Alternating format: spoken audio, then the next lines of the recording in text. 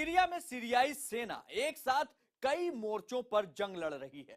एक तो वो सीरिया से आईएसआईएस को खदेड़ने में लगी हुई है, दूसरी ओर वो उन विद्रोहियों से भी लोहा ले रही है जिन्होंने बशर अल असद सरकार के खिलाफ बगावत कर रखी है। ऐसे ही एक जंग के मैदान में जब सीरियाई और उसका साथ दे रही रूसी सेना ने विद्रोहियों के ठिकाने पर बमबारी की तो हर कोई टहल उठा।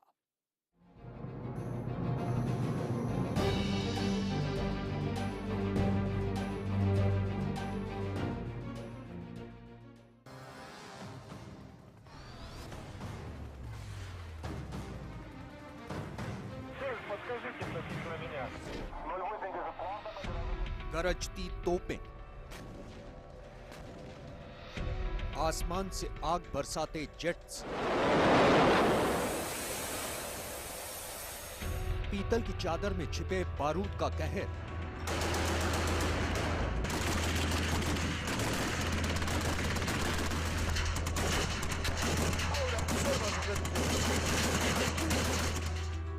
पलक झपकने से पहले दिखाई देती मौत,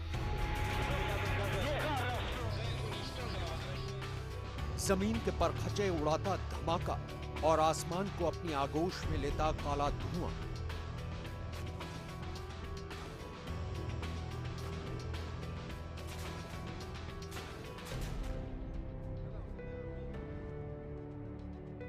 आग के आगोश में सिमटा शहर, मौत के कहर से थर्राती इमारतें,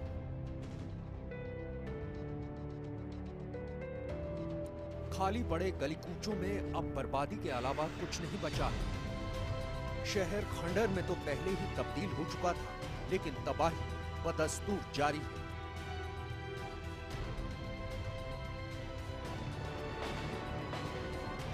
ये मौत बरस रही है सीरिया के दमिश्क के पश्चिमी हिस्से के एक इलाके वादी बरादा में। मौत बांटने वाली है सीरियाई सेना और उनका साथ दे रहे हैं रूसी हवाई लड़ाकू विमान। दरअसल ये हमला है अल असद सरकार के विद्रोह में उतरे जबात अल शम और हरकत अहरर अल शम के लड़ाकों पर। सीरिया में अल असद सरकार को जहां आईएसआईएस के आतंकियों से टकराना पड़ रहा है, वहीं कुछ इलाकों में सरकार विरोधी विद्रोही गुटों के आतंकियों का भी कब्जा है।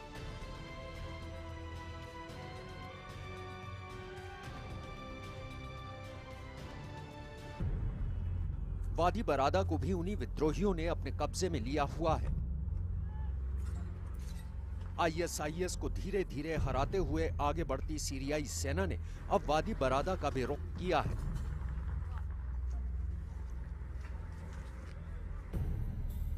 वादी बरादा पर कब्जे के लिए भारी संख्या में सेना को भेजा गया है, जिसके साथ टैंक्स की प्लाटून्स भी भेजी गई हैं।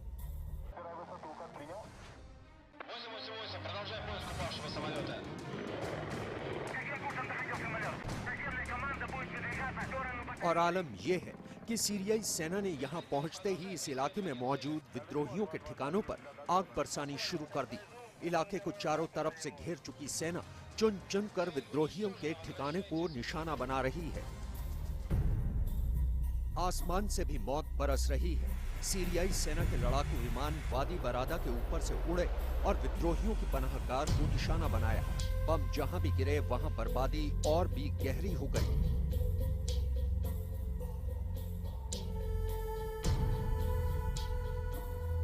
पीछे बचे मौत के काले निशान और इमारतों से उठती आग की लपटें। जाहिर है गोली की रफ्तार से उड़ते मौत के परिंदों को निशाना बनाना विद्रोहियों के लिए भी आसान नहीं है। आसमान से वायुसेना कहर बरपा रही है तो सांसों जितनी दूर जमीन पर जमी सीरियाई फौज के टैंक्स विद्रोहियों पर आग उगल रहे हैं। रही सही कसर हेवी मशीन गन्स ने पूरी कर दी है। इन सब के ऊपर रूसी वायुसेना ने पहली बार यहां 15 से ज्यादा उड़ानें भरी और विद्रोहियों और उनके ठिकानों को बर्बाद कर दिया। दरअसल सीरियाई सेना शहर में घुसने से पहले ही विद्रोहियों के हौसले और ताकत को पस्त कर देना चाहती है, जिससे कि विद्रोही आमने सामने की लड़ाई से पहले ही या तो इलाका छोड़कर भाग खड़े हों या फिर हथियार डाल दें।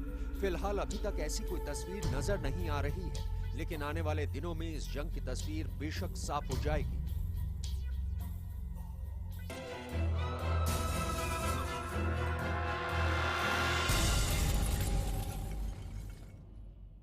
मोसुल में बगदादी और उसके गुर्गों को खदेड़ने के लिए आर पार की जंग चल रही है और मोसुल में चल रही जंग का सूरत हाल यह है कि आईएसआईएस के आतंकी चारों तरफ से घिर चुके हैं। उनके भागने के सभी रास्ते बंद कर दिए गए हैं।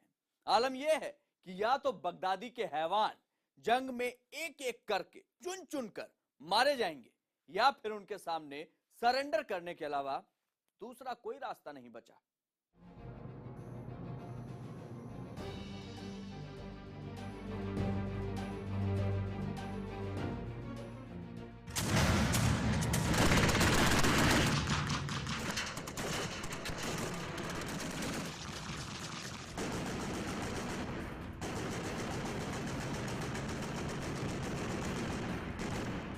आईएसआईएस के हैवान कमजोर पड़ रहे हैं।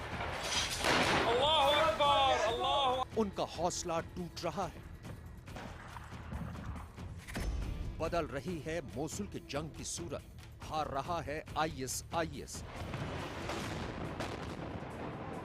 मोसुल की जंग अब अपने फैसले की कगार पर आकर खड़ी है।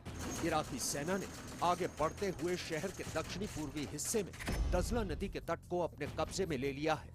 इराकी फौज पहली बार इस नदी के तट तक पहुंच पाई है। इसका सीधा मतलब यह है कि अब आईएसआईएस के लड़ाके चारों तरफ से घिर चुके हैं। खास तौर पर पूर्वी मोसुल में उनकी गिनती के दिन बचे हैं।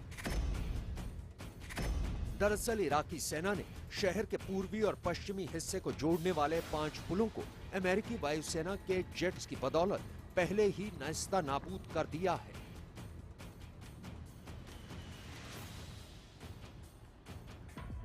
इस वजह से आईएसआईएस के लड़ाकों के पास अब पीने के लिए पानी और खाने के लिए रोटी के लाले पड़ने वाले हैं। पूर्वी हिस्से में आईएसआईएस के आतंकी काफी अलग थलग पड़ चुके हैं। एक अनुमान के मुताबिक मोसुल के पूर्वी हिस्से में 4 से 8 हजार आतंकी छिपे हुए हैं। लगातार मिल रही कामयाबी के बावजूद सेना मोसुल शहर के हर हिस्से में फूंक फूंक कर कदम रख रही है। आतंक के खिलाफ चल रही इस लड़ाई में सेना का सबसे वफादार साथी बना है ड्रोन। आप इस फुटेज के जरिए देख सकते हैं कि कैसे ड्रोन हमले से अपने अपने बिलों में छिपे आतंकियों को चुन चुन कर मारा जा रहा है। ये उड़ती हुई मौत आतंकियों की रफ्तार से रफ्तार मिलाकर उनका खात्मा कर रही है।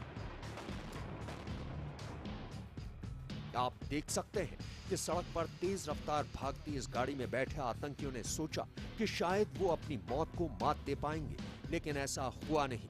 उड़ती मौत ने इन आतंकियों पर ऐसा हमला किया जिसने उस गाड़ी में बैठे सभी आतंकियों को बचने तक का मौका नहीं दिया।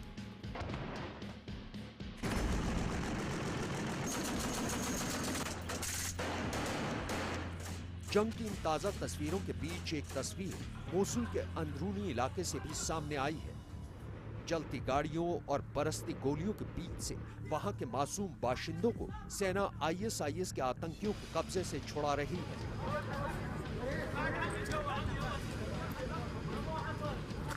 बंदूकों के साए में लोगों को बचाने की कोशिश जारी है।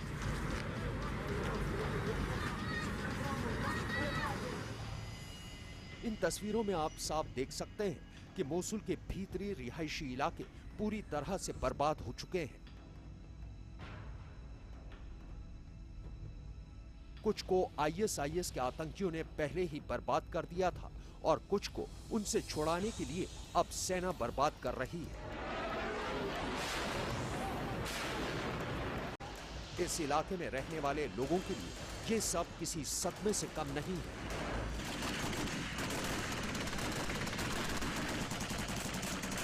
मोसुल के एक अस्पताल को भी आईएसआईएस के चंगुल से आजाद कराया गया। उस ऑपरेशन की लाइव फुटेज आपकी टीवी स्क्रीन पर है। आप देख सकते हैं कि कैसे सेना का एक टैंक धीरे धीरे आगे बढ़ रहा है, लेकिन जैसे ही वो इस परिसर में दाखिल होता है, एक आतंकी उस पर मोटार से हमला करता है। वीरान पड़े इस अस्पताल को आईएसआईएस के गुर्गों ने अपना नया ठिकाना बना लिया था। इसे आजाद कराने के लिए चारों तरफ से उन आतंकियों पर गोलियों की बरसात कर दी गई। सेना के जवानों की एक छोटी टुकड़ी ने भी सड़क किनारे से इस अस्पताल में घुस चुके आतंकियों को अपना निशाना बनाया और अस्पताल में घुस रहे सेना के जवानों का पूरा साथ दिया। आतंकियों और सेना के बीच हुई इस लाइव जंग में आखिरकार जीत सेना की ही हुई। इराकी सेना ने इस बात का भी खुलासा किया है कि आतंकियों ने बचने के लिए सल्फर मस्टर्ड गैस का इस्तेमाल भी किया था, लेकिन फिर भी वो बच नहीं पाए। मोसुल की ये जंग इतिहास के पन्नों को लगातार खून से लाल करती जा रही है। इस उम्मीद का दामन थामे कि बगदादी और उसके आतंकवादियों को इराक के रेगिस्तान में हमेशा हमेशा के लिए दफना दिया जाएगा।